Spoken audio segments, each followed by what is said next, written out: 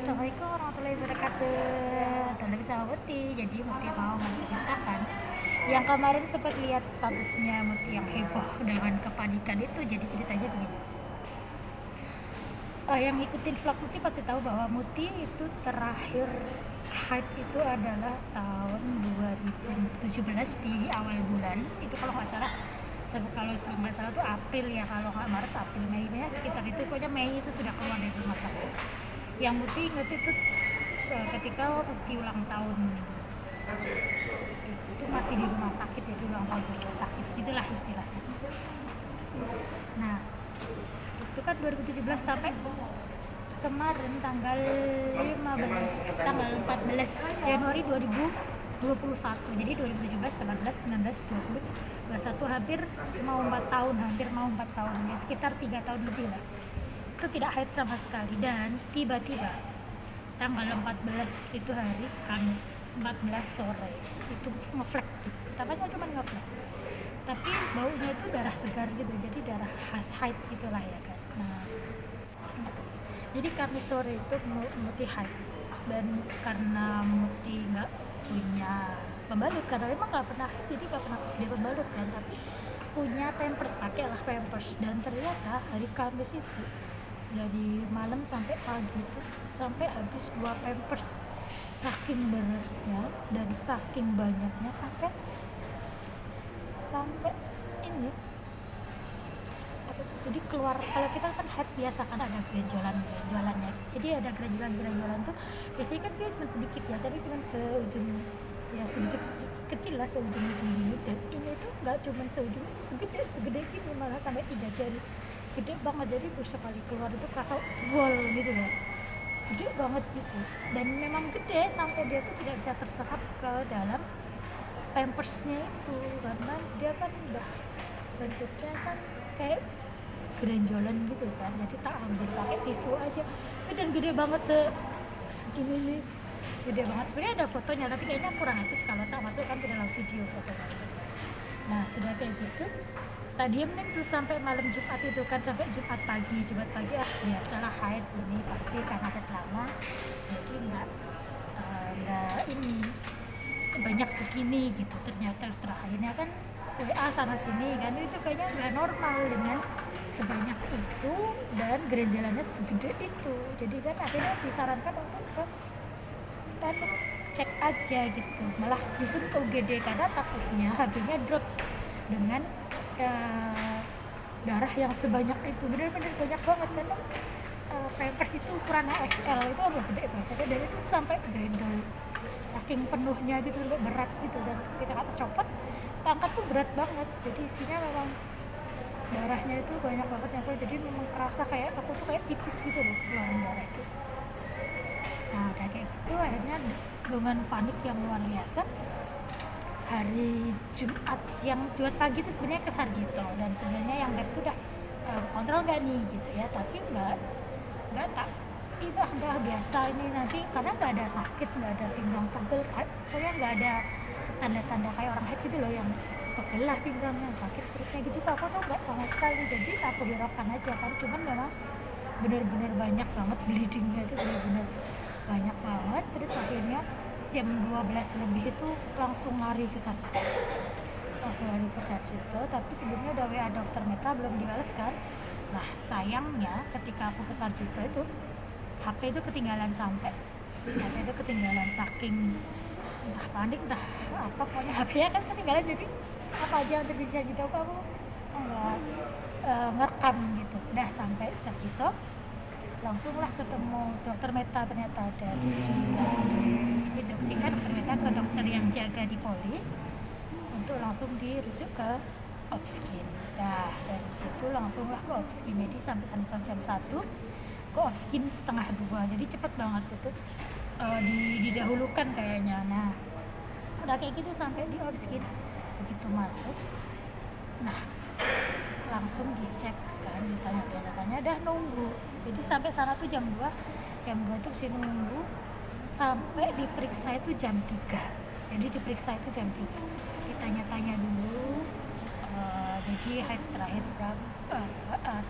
terakhir kapan, terus menikah berapa kali, sudah punya anak belum, pernah keguguran tidak, kemudian biasanya headnya seperti apa, terus mulai nggak lancar kapan, dan juga head pertama itu kapan.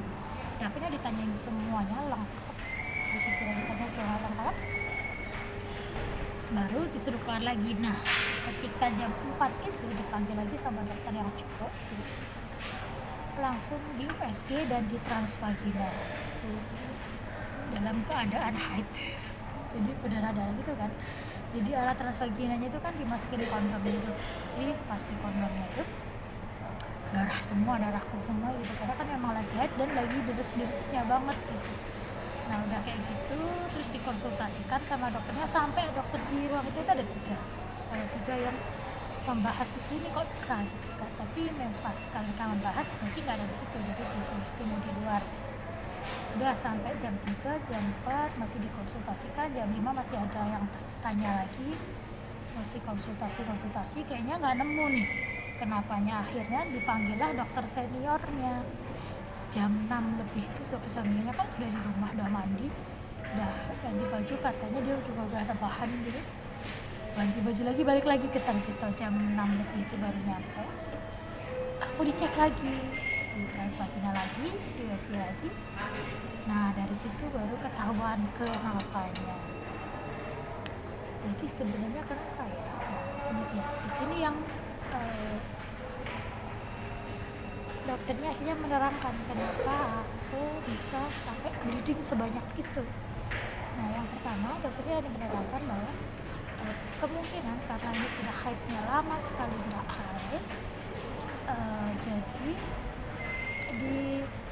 ketika haid itu jadi bleedingnya banyak banget. Tapi penjelasan pertama gini Kak, Mbak itu kan tinggal dari 2013 dan kemudian mulai tidak haid itu 2017. Kemudian sekarang itu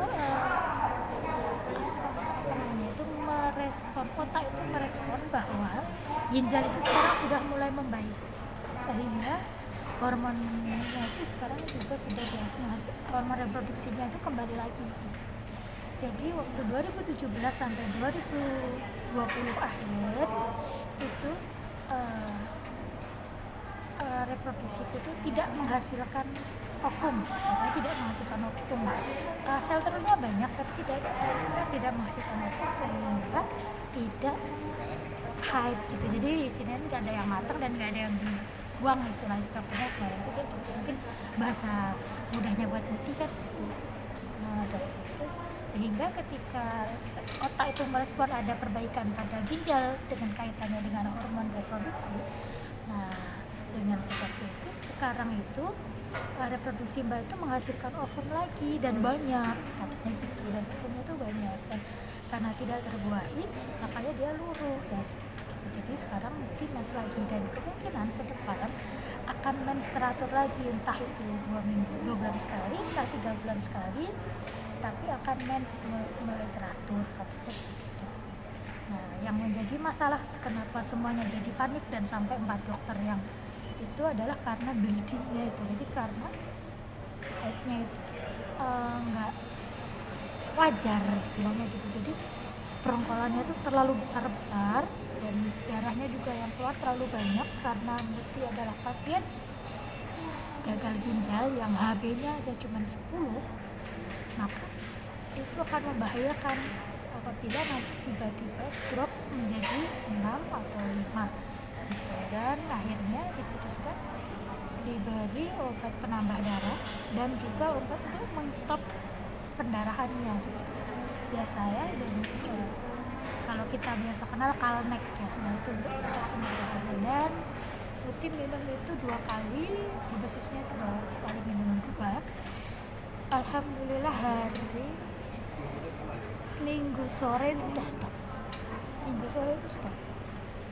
Dan tapi sekarang jadinya lemesnya hari Senin ya, jadinya sekarang itu tinggal lemesnya aja, tapi udah stop dan kita tinggal cek HB dan kontrol lagi ke Omskin untuk lihat bagaimana kondisi rahim yang sekarang, kondisi produksinya sekarang pasca bleeding yang banyak banget gitu. Nah ya, cuman sampai situ aja, dan itu aku lagi kontrol ya, dan semoga baik-baik saja gitu.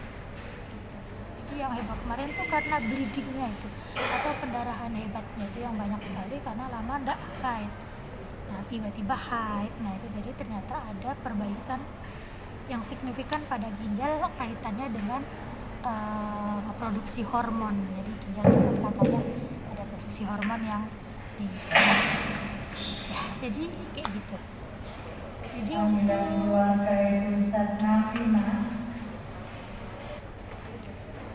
untuk pasien COPD cewek, kalau kalian beberapa tuh banyak yang nggak haid kan, terus tiba-tiba haid